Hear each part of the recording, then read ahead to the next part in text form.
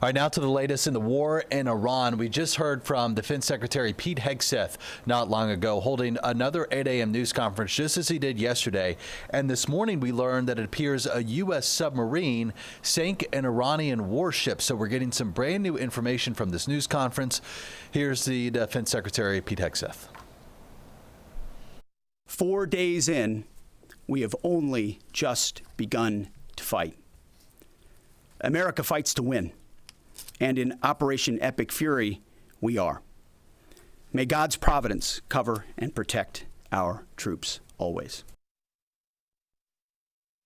Much was made of the volume of missiles Iran was able to shoot in the first few days. And sadly, as we projected, a few got through and killed 6 of our best, who will hopefully arrive home soon. We will avenge them, no doubt. And as the war with Iran continues, a source now telling CNN that Israel has struck the compound of a group that was set to choose the new supreme leader of that country. At strike one of many yesterday in this ongoing war. Let's get more now from Reed Binion.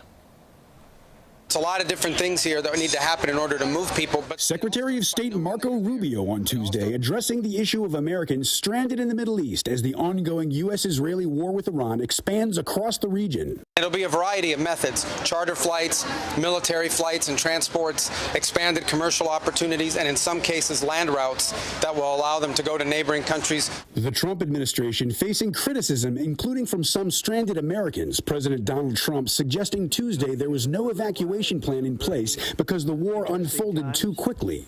Officials are urging Americans to contact the State Department if they are stuck overseas and need help. It all starts by knowing that where you are and how we can get a hold of you. This comes amid continuing attacks on Iran and more retaliatory attacks by Iran on Israel and against countries throughout the Middle East, including a U.S. consulate in Dubai and an airbase in Qatar, where officials say an Iranian ballistic missile struck the largest U.S. military installation in the region. There were no casualties. Meanwhile, sources say the CIA is working to arm Kurdish forces who have operations along the Iraq-Iran border with the goal of sparking an uprising in Iran. I'm Reed Binion reporting. And look, something we are seeing here at the home front when it comes to this war is a rise in gas prices. If you've had to fill up in recent days, you've noticed it. And as the war rages on, experts say you could expect the prices to go up at the pump. This morning, the average price for a gallon of regular about $3.20. That's nationwide. In Atlanta, we're paying about 44 cents more for gas than we were this time last week. The war disrupting energy markets with concerns about oil fields in the region and shipping specifically through the Strait of Hormuz, where about 20% of the world's oil supply passes through. President Trump said yesterday, if necessary, the U.S. Navy will escort oil tankers through the strait.